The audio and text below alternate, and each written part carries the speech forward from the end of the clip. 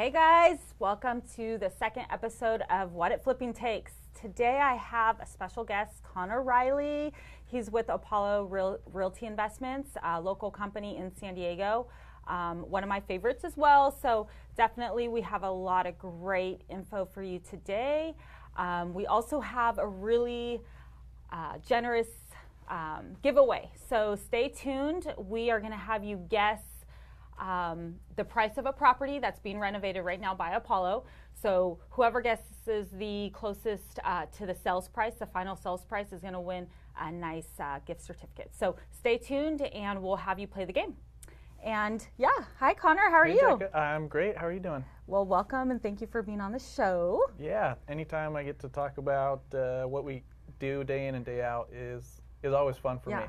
Well, I know with myself, I'm obsessed with real estate, and with flipping, it gets a little, you never know what you're going to get with these acquisitions and the sales of these properties. You never have a schedule for the day.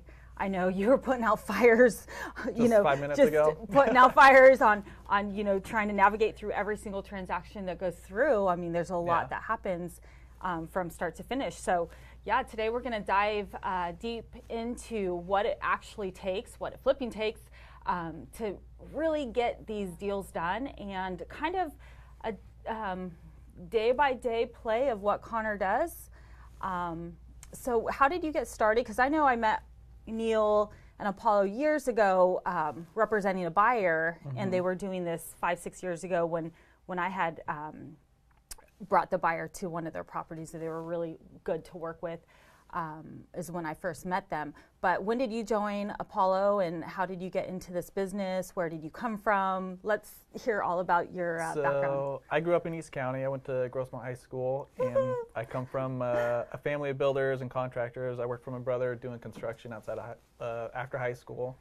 He was a general contractor, and my grandpa was a builder. My best friend's dad is a contractor, and they were always kind of in the real estate market. I didn't realize it until years later what my friend's dad did, but he flipped properties and bought them and held them, and I was kind of always around that environment. Yeah. So after college, I didn't know what I was gonna do, and a professor said, just get into something that somebody needs every single day, and everybody needs some place to live. And I responded to a Craigslist ad here in San Diego. I went to school out in Hawaii, so I was looking to get back here. And there was a investment firm that needed property managers all over the U.S. They were buying up huge tapes of homes. This is in 2012. Okay. And at that time, they were buying anywhere from 50 to 100 homes a month. Oh, wow. And they just had this huge surge in inventory and needed somebody to help put out fires. So I was traveling all over the U.S., helping them put out fires, and they needed somebody full-time in Texas. So I moved to Texas with my family. Didn't work out there, and worked for another investment company that was buying up big pools of homes for Fannie Mae, Ocwen, and we would just buy them so cheap and then just put them on the market in wherever they ended up being, Florida, Washington, all over the U.S., and we would just sell them right away and make $5 to $10 grand a month per property. Like an analyst. Okay. So I would do all the grunt work for a month. We'd have, I don't know, anywhere from 2,000 to 3,000 homes to look at in a month, make a bid on them, and then we'd buy anywhere from 40 to 70 homes a month. Yeah. And then we would just turn around and sell them right away. Were you flipping them, or were you just... I mean, we probably put money into about 10 to 15 of them a month. So you cherry-picked the best ones to flip and then just kind of got rid of the rest. Yeah, and we were okay making 5 to 10 grand on each property because we had so much volume and there was no liability for us because we didn't put anything into it. Yeah. And we ended up just selling mostly to other investors that wanted to buy and hold them or flip them themselves that knew those markets a lot better. Wow. But each month in 2013 into 2014, it started getting tighter and tighter, and I saw how things were changing. The market was heating up, and they didn't want to change their model. Right. So I got my license in Dallas and worked with a team selling a lot of really high-end homes and seeing a lot of different types of construction that we typically don't see here in San Diego. I mean, we sold a lot for 2.7 to Mark Cuban just so he could scrape down the house and move his brother in next door. Wow. Like just real crazy stuff that you don't hear about every day. And got to the point where I wanted to move back to San Diego. I responded to an ad on Craigslist that Apollo had, and I've been with them for almost 3 years now. Wow. So that's kind of full circle how I got started and where I'm at now. Yeah. And so what's your day like with Apollo? Oh, man, where to begin? How do you start? Yeah. It starts the night before, going through emails, trying to schedule what I'm doing as far as acquisitions, putting out fires. I mean, just like most agents, you get calls in the middle of the night when your client needs something. I get the same calls when something's going on with my project managers, or a buyer on one of our houses says that there's something wrong with the house and we need somebody out there ASAP because something happened that we did. Some repair needs to happen. Right. So, I mean, I'm getting calls all during the day. I mean, you can see my text messages and emails. I'm working at midnight, 1 in the morning if I have to, just either to save a deal or to get a deal. Yeah. And we got office meetings. We got a really great staff on board that handles a lot of the little stuff that I can't take on every single day, but I'm out there trying to see as many homes as possible, and also making sure the properties we do have are released right, and so they can settle in the first week or 2 weeks. Right.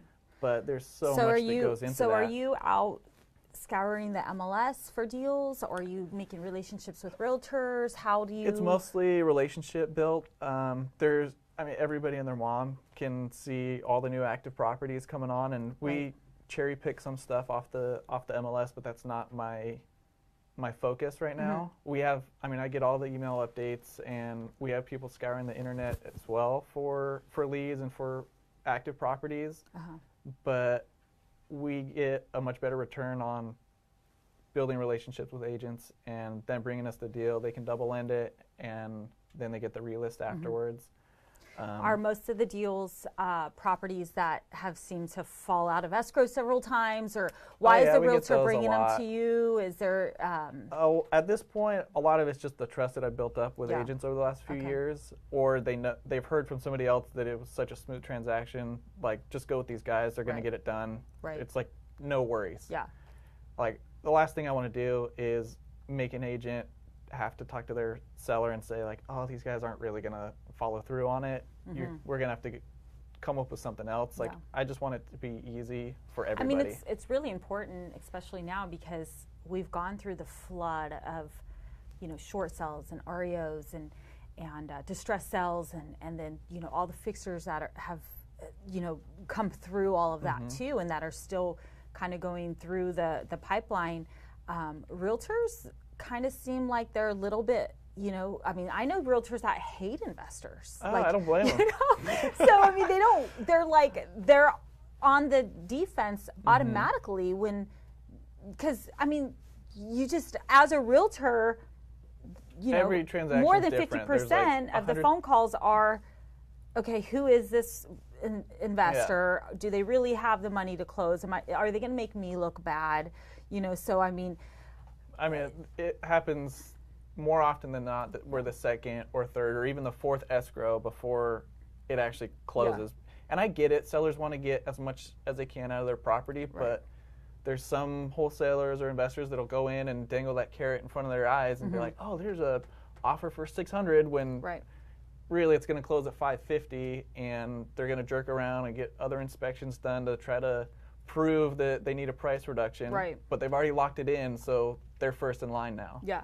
And I personally just don't like doing that. I don't like wasting people's time. If I'm offering on something, it's the price that I'm ready at, and I'm ready to go. Yeah. You don't have to worry about it. I'm going to close. And how long does it typically take you guys to close? Do you guys have a standard we can day? be we've closed in 3 days. Okay. Typically, kind of leave it up to the seller. Normally need 10 days to get stuff out. Yeah. Or less if they want to leave stuff in. And do you guys do for 90 days? Do you do a full inspection? Do you do sewer scopes? Do you do all the little inspections, or do you kind of just know? Most of the time it's just either my project manager and myself, or just myself. Like, I've done it enough times to know, like, oh, I got to do this and this and this. It's going to cost me, and I have a budget that I run that it's going to be 58 grand. And if it's just me and they need an answer right then, I'll usually leave a little cushion in there. But I try to get as aggressive as I can so they don't have to worry about finding a different investor to go with. Right. So if you look at a property, so say I bring you a property, right? So I bring you a property and I'm like, hey, this is definitely a fixer. I don't think it's going to get any financing on it or whatnot. Bring you the property. You look at the property, you give me a price that you can buy it for. And then what would I expect as a realtor or homeowner? What is your next step? Do you guys send in a team to actually do the full inspection, or do you just go, you know what, we just kind of know where? Just kind of know. Yeah. I mean, if it's a 1940s home and they said they've never replaced the plumbing, I'm going to know I'm going to have to put $2,500 in there to replace the main line or whatever it ends up being. But those are one of, and there's 100 different things on my checklist that I'm going through, and it only takes me 10 minutes to do it, but the whole time I'm just looking at all the little things I'm going to have to do, and once I'm out of there and I give you my number, I'm 100% set. What about, so I've, dealing with a lot of the distressed or maybe like an elder client or whatnot. What do you do in this situation where you have an elder client that maybe their health is not in the greatest condition, they don't have anyone to help them, they're a hoarder? Oh, I'll just take it all. You just they can leave preferably they just leave whatever they want and I'll handle it.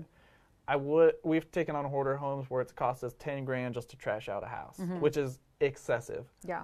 But the seller's not going to be able to take it all wherever they're going, and if they think that they can, it'll end up costing a lot for them.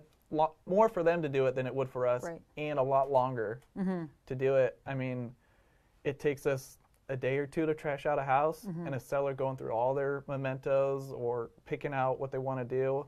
I mean, it can take 3 months for them to go through all their stuff. Yeah. But it's kind of up to the seller what they want. We're totally flexible with needing time to get that stuff taken care of.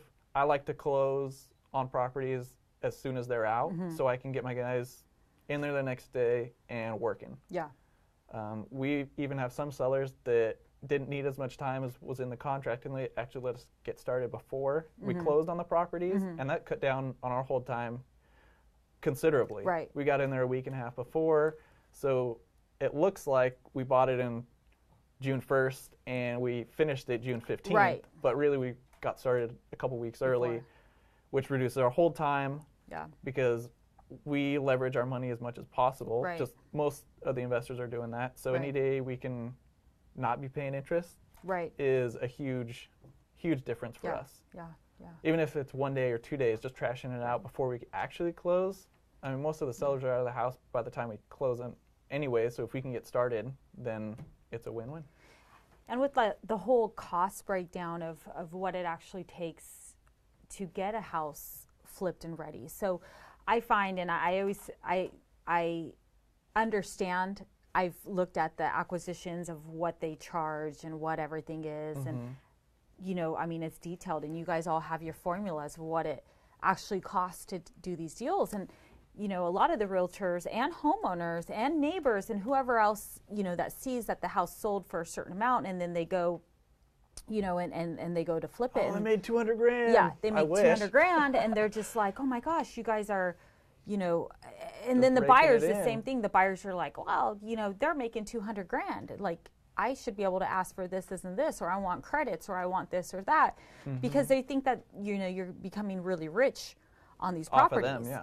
And so, what are some of the extra costs that people don't see? Because, I mean, they don't even calculate in the holding costs, because a lot of investors don't actually use their own cash. They use other people's money, or they use hard money. So they have costs on that, but also just, so the holding time, and then they forget that there's a whole nother side of 2 commissions to be paid when they resell that. So they're paying, the listing agent and the buyer's agent on top of everything. So that could be like another $40,000 just in commissions. Yeah, depending on the price. Property, that's 5%, 4%, whatever it ends up being, but it adds up pretty quick. And on HGTV and all the flipping shows, they always just show the gross profit.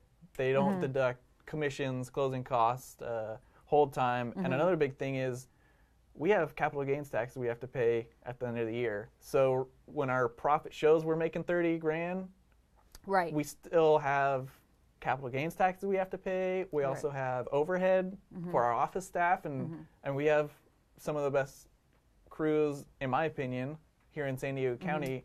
And I mean, it's not cheap to run a company at the volume that we do. If we were doing 1 or 2 properties, we wouldn't need all the staff that we have, but we're doing 5 to 10 a month.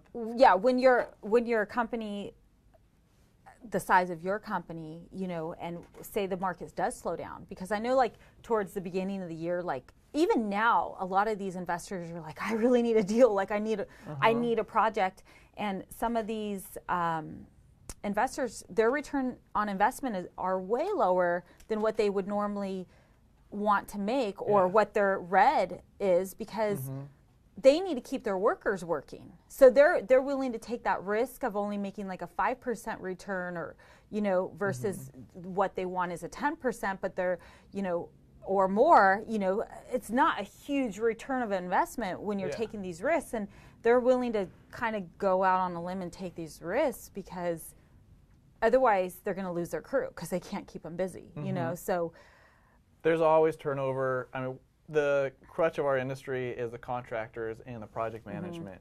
If those aren't going well, it doesn't matter how many houses you're buying, like you're going to have issues, and it's going to come to bite you in the butt after you resell the property. Those buyers are going to call you when stuff breaks, or they're going to sue you when they think that you didn't disclose something that should have been disclosed. I mean, there's a lot of extracurricular things that come after we sell the property that a lot of people don't realize. I mean, that's why as a realtor, you know, and I sell flips for some of these investors, and I'm in with these flips, and the investors just kind of, I like to guide them through like, hey, this, I really advise fixing this or doing this on this property, just to avoid some of those red flags later on. You know, part of my job is to help facilitate a smooth closing, a smooth escrow, and the buyer being happy. We want to all work together. I mean, the last thing you want is a bad name. You know, you guys are a big name. The plus side about working with an investor who has a big name and that you can find and track down is you could track them down. You know, so even as a seller, when you're getting all these investor letters, who you're going to work with, one guy you're never going to find. I mean, you know what I mean? You don't know how credible he is, or he's just a wholesaler. Right, or he's a wholesaler. That's a whole nother story. And then, you know, or a big company that you can actually go to their office and talk to, or track down if you need to, you know, that they're not just pulling your leg or whatnot. So I think, you know, having a big name is good, and having an actual address and in a location that people can track you down. But, you know, at the same time, you know, I think investors are targets to having a bad rap too, and people can really like put bad reviews and stuff like that, just because some people you just can't make happy regardless, you know. But I think it's always best to work with a company that does at least back up what they sell, or what, you know, what the work that they do. Because I know with the good investors that I work with, and those are the only investors I work with, are the ones that actually have an address that back up what they, you know, they at least try to accommodate any problems even after the close of escrow, you know. So and I'm not here to put down any other investors, because there's room in this lake for all of us fish. Are you sure about that? There is. I mean, I think there's too many fish, right? It's definitely tight, and I wish there weren't as many fish. But I mean, the mom and pop shops, or the guys that are doing a couple a year, they have just as much risk on these properties as we do, but at the same time, we'll be able to navigate all the muck that can come with it a lot better than some of the less experienced flips. Speaking of wholesalers, since you mentioned it, double-edged sword. I love you guys, and I wish I could cut you out at the same time. So just a little, like, so most people don't know what a wholesaler is. Most realtors don't know what a wholesaler is. You know, they have no idea the game. I mean, it is kind of a big game. You know, in a way. And I respect wholesalers because they make a living, and you know, they bring deals, and they're out hustling, and they're looking for good properties, and you know, they're looking for the deals, you know. But I've dealt with some shady ones too, that are cutthroat and strong arm, and all they care about is their bottom line and no one else's. You know, a lot of the investors I've worked with, they care about the whole situation, and they try to accommodate the realtors, the sellers, the situation. How can we make this easier, you know, on everybody to close this? And, you know, the numbers are the numbers, but how can we at least facilitate a smooth closing, a stress-free closing, you know? So with the wholesalers, what the wholesalers do, for anybody that don't know, is their whole intention, and there's two different types of wholesalers in my book. I don't know, maybe more in yours, but there's the whole intention of a wholesaler is to lock up the deal and then sell it to someone else for a small fee. So they make that fee. So say they lock up a deal at $300,000, but they know that they could probably wholesale it, and they try to wholesale it to another investor flip. They never have the intentions of actually buying the property and flipping it. They just want to make a quick 10 grand, 20 grand, however much they can. With the investors I've worked with who have wholesaled properties, they purchase the property with the intentions of buying or with flipping it, but then once they run their numbers, they see, you know what, either we have a lot on our books right now and we can make a quick 10,000 off this property, and we're just going to wholesale it to another investor that likes this area. You know, all the investors have their little pockets of homes or areas that they like to really buy in, and so yeah, we've done that. I mean, we've wholesaled to some of the big box shops here, some smaller guys, and we've been on the receiving end of guys that ended up couldn't take it on. They got 10 properties that month, and they only wanted 7, and they needed to. I mean, they just couldn't take it on, or it was going to sit for a month or two, and nobody wants the property to sit, so they're okay with just taking a small fee, and that's pretty acceptable. But there's some, like you said, there's just like agents, there's different breeds, and there's some that you do want to work with and some that you don't, and you do your best to navigate that and make it as smooth as possible for everybody, because at the end of the day, they're not going to be calling that wholesaler. They're going to call me when something's gone awry. So we have to do whatever we can to mitigate that up front and be clear what day we're closing, this is what's going to happen with the contract, or whatever ends up being. And I think communication is the biggest thing that we have to have from the onset, just so everybody knows how it's going to happen. And it's the same with the wholesalers, because if they find out 10 days into escrow that they're not going to buy it, or they had no idea that they could wholesale it to somebody else, even though it was written in the contract, I think just open communication with the sellers or who's ever signing these contracts is very key. I think the hardest part, you know, from realtors that work on deals like this, you know, I've been in the background of knowing about the wholesales, and then as investors is, you know, say there's a good property, a hot property in a good area that's a major fixer, can go cash only, and everyone is trying to get this property, right? So everyone has an offer out on this property, and you know, they say, oh, sorry, we accept another offer. And so you're like, okay, whatever. You know, it's like you're throwing a dart at the dartboard, because everyone is shooting for this property. But then all of a sudden, you didn't get the property, and then all of a sudden a wholesale email starts going around. So you would only know this if you're like in this little world of investors in San Diego, is a wholesale email starts to go around. And so people are passing around this wholesaler within, like, I don't know, what would you call it? Like the gray area? Like, I don't know, it's kind of like a shush, like. And it only gets shopped around to, like, the guys they know can close it. But then another agent will see it and try to tack a fee on top of that for bringing it to you, even though I've already submitted on the property. Right. So, like, between it getting around to agents and other wholesalers, and then also the investors, you know, it's like, oh man, we had an offer on that property, you try to get it, and now this guy locked it up, now he's trying to wholesale it and make a fee on it. And a lot of times, if you know what you're doing, you know, if you're experienced, you could go, well, you know, he's trying to wholesale it for this price, he's not going to get it. He's not going to get that price. We'll just wait for it to come back on the market, because that wholesaler never ever had intentions of, he doesn't have the money to even close it, you know, so he doesn't have the means, and he doesn't mean to close it, but instead of, okay, we'll buy, we're going to try to buy it and give him a wholesale fee or whatnot. And who knows how sometimes you just wonder, how the heck did he get that locked up, you know? And you just laugh because it's going to come back on the market. And then it does. And then you see it back on the market. But it wasted everyone's time. And now it has to go to someone that's really going to close it. But a lot of times these wholesalers, depending on, there are some really good ones that make it a very smooth transaction. And then there's some that are just like all over the place. They read one of the books or get a DVD and decide they're going to do it one day. And which is fine. Everybody's got to learn. And I'm all about people being successful in this business. Right. Any way they can. There's a lot of room to grow. Right. But and sometimes you guys buy wholesales from some of these guys.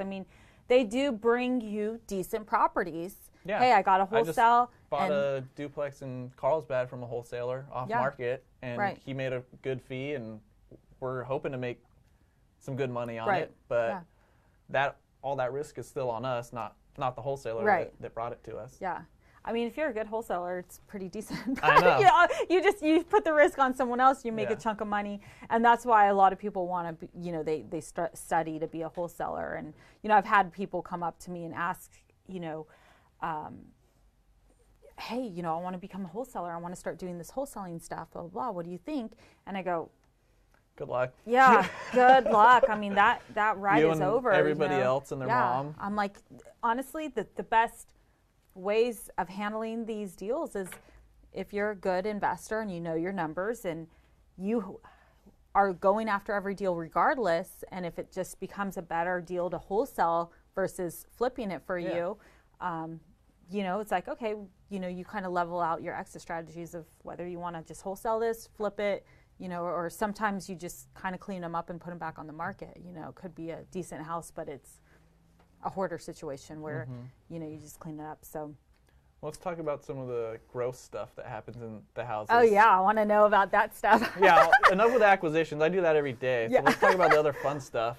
So what's going on? What's fun? What's exciting? Recently we had a house that it was a short sale that we got approved. Okay. And we had agreed to let the seller stay in for 2 weeks after because he needed the funds in order to move. And he didn't have a great job where it was flexible to move his stuff out. He worked slept during the days and worked at night, so it was hard coordinating everything. And it turns out he had like 22 rabbits that he needed. They were like his babies. Just like you might have dogs or your own kids, like his rabbits were his pride and joy. In the house? On this back patio. Okay. But it was like enclosed. It was kind of in the house. Yeah. But anyways, 2 weeks come around and he hasn't moved anything in the house. And we budgeted for him to be in there for 2 weeks. Yeah. And now it's 3 weeks and he's almost out, but now he doesn't have a home for his rabbits. So we had to spring to spend $1,500 on these rabbit cages in order to get him out. Yeah. Because he was like, oh, I might be able to build it, but it'll take me a week and a half. And at some point, you just got to bite the bullet and get the guy out of the property. Yeah. And it cost us $1,500. I used my truck to make 3 runs down to Santee for these custom cages for the guy. It was, you don't see this stuff on HGTV. No. Another really cool property we got in Lemon Grove, this family inherited it. This is a good thing. They had been there for a couple years. It was all paid off. They had free rent, and the house just kind of got trashed. Yeah. And they were just looking for a new start in a new home, and they left everything behind, which wasn't a lot, but the grandfather who designed and built this really contemporary house in Lemon Grove was a mid-century modern enthusiast, and they left all this awesome furniture behind. Oh. It's in my blood to flip stuff, so I sold a lot of it right away and made some money off of it. But I got this set of chairs. It was just beautiful, unique set of 8 chairs that I just had refinished, and they're worth like $5,000. Wow. So that's just a testament of knowing the value of something and somebody else not knowing the value. It happens with our homes all the time. We could start another show, Flipping Hoarders. I know. In college, I flipped furniture. I flipped surfboards. I flipped anything. I found cool stuff too. Once the house closes, That's my favorite thing to do. Is you go have through. them sign that disclosure. Yeah. You know, anything left behind after it closes, you know, you're not responsible for. You know, it's like usually you guys trash out the stuff, and if you dump it and they left it, that's it. You know, so day one. I mean, my guys are there going through, like, figuring out what they got to trash and demo, and I'm there, like, scouring, like, what cool stuff got left behind. Yeah. But day one, like, we'll trash it out, do demo for 2 days, and, I mean, we're turning around homes anywhere from 30 to 40 days. Full remodel, windows, kitchen, bathrooms. Yeah. One thing that I really enjoy is, I mean, we all have about the same budget for these homes, like, REIG or PGI or any of these guys are going to go into the home and know, okay, we got 60 grand to put into it. Right. But at the prices that we're seeing today in the market, I feel like a lot of buyers are expecting a lot more out of these houses, and we're all paying the same amount and putting the same amount into them. What can we do different to kind of set us apart? And that's one thing I really enjoy doing. One of our best homes that we did this year was this little Spanish house on Adams Avenue in El Cerrito. The comps were night and day. Like, you're going to sell this for $625, like not a penny over. But it had some unique character, and I was thinking maybe we can push it a little more than that. But I bought it at the price thinking I was going to sell it for $625. And I spent a lot of time picking out the finishes, custom appliances, how we're going to lay everything out. I went and bought these custom Spanish tiles that this lady makes, and just did a lot of unique features that we normally don't have time to do. Right. But I was like, this is a one-of-a-kind house that somebody's really going to be wowed with, and it's going to be their forever house. Wow. And we ended up selling it for like $680. Oh my we gosh. had 30 offers on the house, and that's what it takes right now. Yeah. Everybody sees the same white cabinets, right, marble countertops, and gray floors right now. Right. And somebody's just really standing out a little bit different and going that extra step. Really, yeah, or maybe we'll do an accent wall in the master, or something just a little different. So when they see it on Redfin or Zillow or Trulia or wherever they're seeing it for the first time, it's like, oh, I kind of like that house. I'm gonna go take a look at it. Yeah. Well, Conor, I could talk to you forever. I know. And I think so our much time I is wanna up. Vent with. 5 minutes. All right, Okay. We got 5 minutes, guys. But yeah, I mean, definitely, you guys are one of the best companies, and that's why you guys do have What It Flippin' Takes, and you know you've been around for a long time, and you guys, I think, have evolved with the way that the market has had to adjust. You know, from a craziness of overflow of properties, of REOs, short sales. Now it's dwindling down to mostly like probates and trust sales and people who've inherited properties, or people that are just getting out of the state. You know, they're just sick of paying the California prices. They can cash out $500,000 and go buy a mansion somewhere else and retire. It's very appealing. It's not that the fixers are going away, but there's definitely, I think it's a trend that flipping is cool, and everyone wants to take on trying to be a flipper, you know. Yeah, money is easy to come by nowadays. Like, everybody's got an uncle or has a buddy that has money, or a connection at a private lender that can get the money. Yeah. But, I mean, I feel, because we have to sell these properties, so I'm very in it every single day on getting these properties sold too. Buyers are expecting a lot more now. Yeah. They know that interest rates are going up. Yeah. They're paying a premium for just about anything that we're putting out. Yeah. And if it's not perfect, it's going to sit that is definitely true, because I feel like with investors, any investors watching, you know, it is, I mean, get a pre-inspection before you even put it on the market. Like, honestly, you could probably, you know, hook up with an inspection company and get a pre-inspection and find out all those little things that aren't done, because all those little things, when you have a list of 30 things, okay, one outlet's not working, the light switch isn't working, this wire's loose, you know, those easy little things for us to fix that a first-time home buyer is going to be totally freaked out about. So now you're 7-10 days in escrow and you fall out. Yeah. And then it's like, oh my gosh, there's 30 things on our list of things that we need for our request for repairs. But a lot of them are just tying up loose ends. Yeah. And tying up those loose ends first make you guys look a lot better, you know. So, I mean, with a lot of the happens flips that to happen. us. It just happened to us. Right. It happens to all investors pretty much. I mean, you guys are flipping these properties, but there needs to be like a quality check. You know, even if it's a realtor looking through and doing like a punch list of like what we see. You know, and we try to mitigate that as much as possible. We have an 8-page checklist of, I mean, it all comes from previous experience of things that somebody's called out, and the project manager checks it off the week before. Then we have a QC person that does it, but stuff slips through the cracks, and you can find a home inspector that can go in for $100, $150 just to point out some of the major stuff. Right. And we've done that before, but we kind of have somebody on staff to do that. Yeah. But I would definitely recommend it. The last thing you want is somebody coming through and canceling a deal over a $400 fix. Because the buyers, they're very picky right now, and they're almost like, oh, are you making $100,000? Because they all think you're making that 100 or 200,000. So, you know, this is going to be a hassle for me to do all this. It says I have to get a plumber, electrician, foundation guy, a roofer. You know, it's referred that I do all these other inspections to get these fixed, and for a homeowner, that's overwhelming. Yeah. You know, so having all that stuff done too. One thing we do to help mitigate that is, I mean, inspectors are awesome. They have their purpose, and some of them can be kind of doom and gloom, and others can be like, oh, this is a small thing, that they'll take care of it. Right.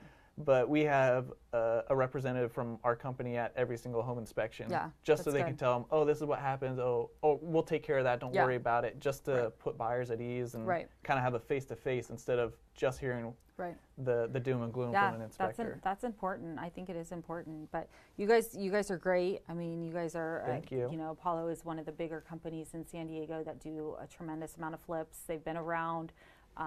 So, you know, they're buying up properties, cash, easy closing, as you said.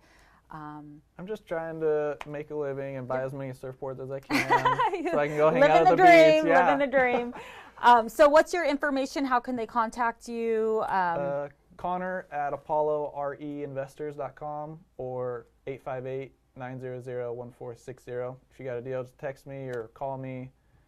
Email or text is the best. Send me the address and what they're looking for, and I'll get you a number. And then, so they have a property that I went and viewed yesterday. Super cool Lemon Grove property. It's got this like accessory unit that could be used as a game room, another family room, a detached. It's permitted, so you could probably convert it into whatever you want with all the accessory and dwelling unit changes. Yeah, it'd be pretty easy. It doesn't have plumbing hooked up to it now, but it's just electric. Right. But it's a but it is full-blown permitted. 600 square feet, detached, bonus room. It's a 1,280 square foot house, 4-bedroom, 2-bath, fully renovated, new roof, new kitchen, baths. So we have a link on What If Flipping Takes page. It's got the preview yesterday. Now it's completely transformed from what I heard. It's almost finished at this point. But we're going to post better pictures. But it's not listed yet, so it is coming soon. And we're going to do a $100 gift card. So anybody that can guess the final sales price of this property. Or the closest to. Yeah, closest to the final price per dollar. So we'll calculate it to see who's the closest to the sales price that they end up closing it at. We'll get this $100 gift card. And we will announce that on the show once it's closed and what it sold for. So you guys start guessing, do your acquisitions on what you think the property value is and on all the stuff that they upgraded. It's a beautiful home. It's a great neighborhood. I really like the neighborhood. It's very quiet. So we have the address posted, and then we have a little video, and then we're going to post another video of what it looks like. Or we're going to get some pictures I'll get some pictures by Friday so you guys of what it's going to look like. And yeah, so $100 to wherever you'd like, any retailer you'd like, and we will grant that once it's closed, and we'll announce it. So stay tuned, keep watching us, and definitely like our page, please. Share our page, and if you're looking for a great investor in San Diego, contact Conor. Thanks, Jecka. All right, thank you guys. Oh my gosh, can you read that? Because I have my glasses on. Daniel Gray says, so true, buyers want a perfect house these days. They demand more for less. You are right. Every day. Yes. All right, bye guys. Thanks, guys.